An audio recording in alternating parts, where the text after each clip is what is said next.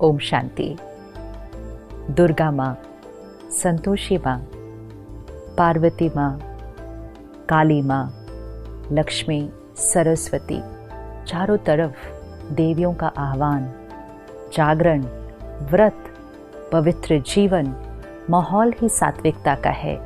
क्योंकि नवरात्रि शुरू हो चुके हैं आज से। हम सब मिलकर कितनी प्यार से, श्रद्धा से, भावना से शक्तियों का आह्वान कर रहे हैं, जिनको हम कहते हैं शिव शक्ति। उनका आह्वान हो रहा है।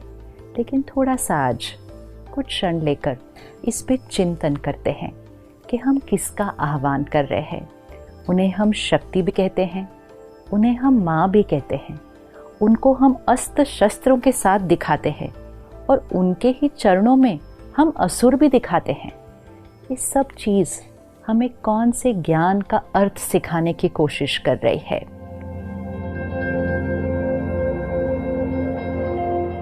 देवी का चित्र और चरणों में असुर। तो क्या वो देवियां हिंसा करती थी? क्या उन्होंने असुरों की हिंसा की थी, या इसके पीछे कुछ भाव है? और जो शक्ति का आह्वान कर रहे हैं, कौन सी और कहाँ से उन शक्तियों को बुला रहे हैं? थोड़ा सा सोचते हैं। डिविनिटी, प्योरिटी, ये आत्मा का ओरिजिनल गुण है जो आज हम भूल चुके हैं। और क्योंकि हम अपनी डिविनिटी को भूल जाते हैं, तो हमारे अंदर के जो वाइसेस हैं, काम, क्रोध, लोभ, मोह, अहंकार, ये इमर्ज हो जाते हैं। डिविनिटी मर्ज हो जाती है, विकार इमर्ज हो जाते हैं।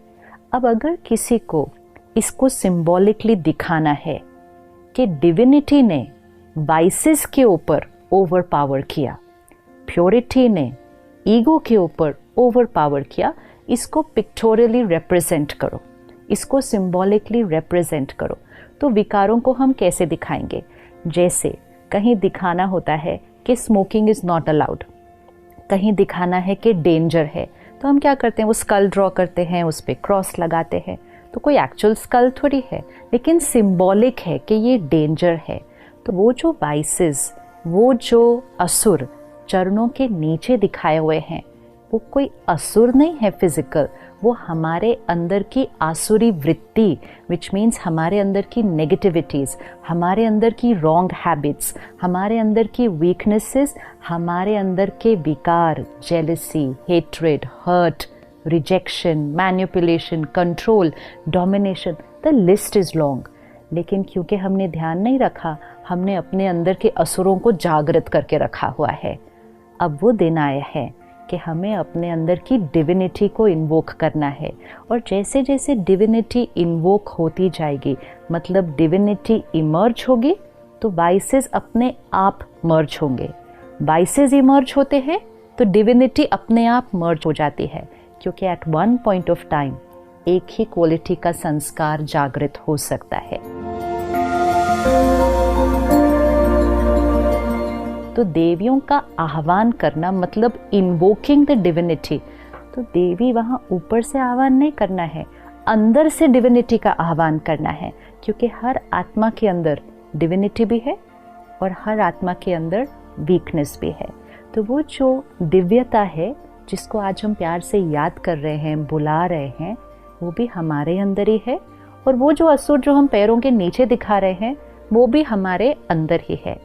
नहीं तो देवी, जिनके लिए हम कहते हैं 16 कला संपूर्ण, मर्यादा पुरुषोत्तम, अहिंसा परमो धर्म, जिनका अहिंसा धर्म था, उनको हम हिंसा करते हुए कैसे दिखा सकते हैं? और क्या देवियां अष्टभुजाओं के साथ पैदा हुई थी? अष्टभुजा, आज अगर आपके घर में एक बच्ची पैदा होती है जिसकी अष्टभुजाएं हैं, तो आप तुरंत क्या करेंगे? शायद सबसे पहले तो डॉक्टर वो सर्जरी कर देगा, क्योंकि वो अष्टभुजा कोई लिटरल फिजिकल 8 आर्म्स नहीं है। वो आत्मा के अंदर की अष्ट शक्तियाँ, 8 पावर्स ऑफ द सोल, जिससे वो डिविनिटी इमर्ज होती है। क्योंकि भुजा शक्ति का सिंबल है, पावर, यू से इज वेरी पावरफुल, फिजिकल, तो हैंड का सिंबल है। और हर भुजा के अंदर एक एक शस्त्र है, शस्त्र नॉलेज का है। तो क्या भावार्थ है? ज्ञान के शस्त्र को लें, आत्मा अपने अंदर की शक्ति को यूज करे, और जब ज्ञान के शस्त्र से आत्मा शक्ति को जीवन में यूज करेगी तो डिविनिटी इमर्ज हो जाएगी, और जब डिविनिटी इमर्ज हो जाएगी विकार मर्ज हो जाएंगे। तो अष्टभुजाधारी अर्थात अष्ट शक्तियों वाली डिवाइन आत्मा। तो आज अपने साथ पुरुषार्थ करते हैं कि मुझ आत्मा की वो जो अष्ट शक्तियां हैं, सहन करने की शक्ति, सामना करने की शक्ति, परखने की शक्ति, निर्णय लेने की शक्ति, सहयोग देने की शक्ति, बहुत सारी शक्तियां हैं। और आज हम बहुत इजीली कह देते हैं मेरे अंदर तो शक्ति ही नहीं है, मेरे से तो सहन ही नहीं होता, मैं नहीं सबके साथ एडजस्ट कर सकती, और एडजस्ट करूँ तो कितना करूँ, मैं ही सबका एडजस्ट करूँ, मैं ही ये हमने कहते कहते क्या कर दिया, अपने अंदर की शक्तियों को कम कर दिया। तो ये 9 दिन शक्तियों का आह्वान करना है। और शक्तियों का आह्वान करने के लिए हम क्या करते हैं? सबसे पहले जागरण करते हैं। अब सोचने की बात है, देवियों को याद करना है, उनकी महिमा करनी है, दिन में क्यों नहीं कर सकते हैं? रात को जाग कर क्या करने की जरूरत है? क्या दिन में करने से हम देवी की महिमा नहीं कर सकते हैं? लेकिन जागरण मतलब अज्ञान की नींद से जागरण। तो जब इस सृष्टि पर कलयुगी अंधकार है, अज्ञान, इग्नोरेंस, डार्कनेस, जब अज्ञान है तब अवेकनिंग की जरूरत है। अवेकनिंग अर्थात waking up from that night of ignorance. Awakening मतलब अज्ञान की नींद में सोए हुए हैं, उससे जागरण करो। तो रात को जागना है मतलब अज्ञान की नींद से जागना है। तो रात को जाग के डिविनिटी का आह्वान करना है। फिर हम ये 9 दिन व्रत करेंगे। अब क्या व्रत सिर्फ खाने पीने की चीज़ों का करना है? व्रत मतलब प्लेज, वाव लेना कि मुझ आत्मा ने ये करना है।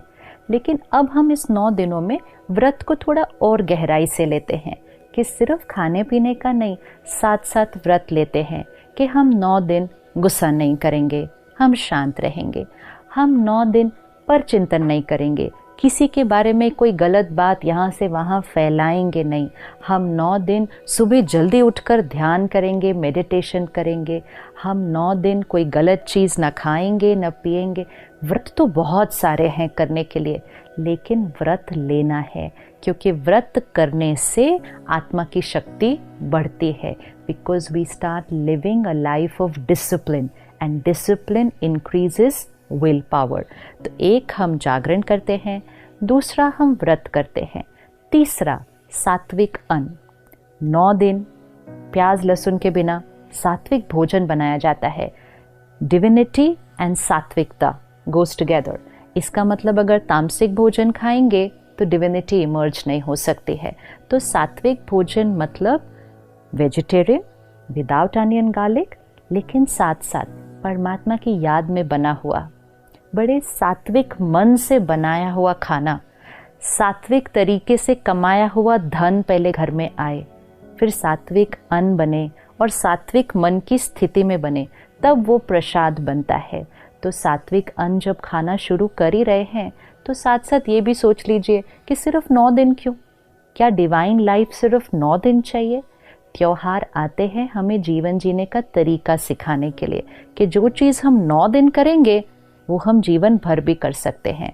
लेकिन इस 9 दिन में ध्यान रखना कि प्रतिज्ञा सिर्फ यहाँ से नहीं करनी। कभी कभी मन में चलता रहता है, आज 5वां दिन हो गया, आज 6ठा दिन हो गया, कब ये 9 दिन पूरे होंगे, सब कर रहे हैं इसलिए मुझे भी करना पड़ता है। मजबूरी से नहीं, मजबूरी से आत्मा की ताकत कभी नहीं बढ़ेगी। प्रतिज्ञा से करना है कि जीवन में सात्विकता। फिर 9 दिन दिया जलाया जाता है। तो मिट्टी का दिया और वो लौ, इसका क्या सिग्निफिकेंस है कि मिट्टी का जो बॉडी शरीर का प्रतीक है और जो लौ है वो आत्मा का प्रतीक है। तो 9 दिन दिया ज़रूर चलना चाहिए। तो जब मैं आत्मा हूँ, सोल कॉन्शियसनेस, ये जब इमर्ज होगी तो वो लौ जलती रहेगी, रोशनी उसके चारों तरफ फैलेगी। एंड मोस्ट इम्पोर्टेंट, हम अपने जीवन में चाहिए से दिया की तरफ शिफ्ट हो जाएंगे। दिया जलता रहे तो जीवन शुभ होता है। कौन सा दिया जलता रहे?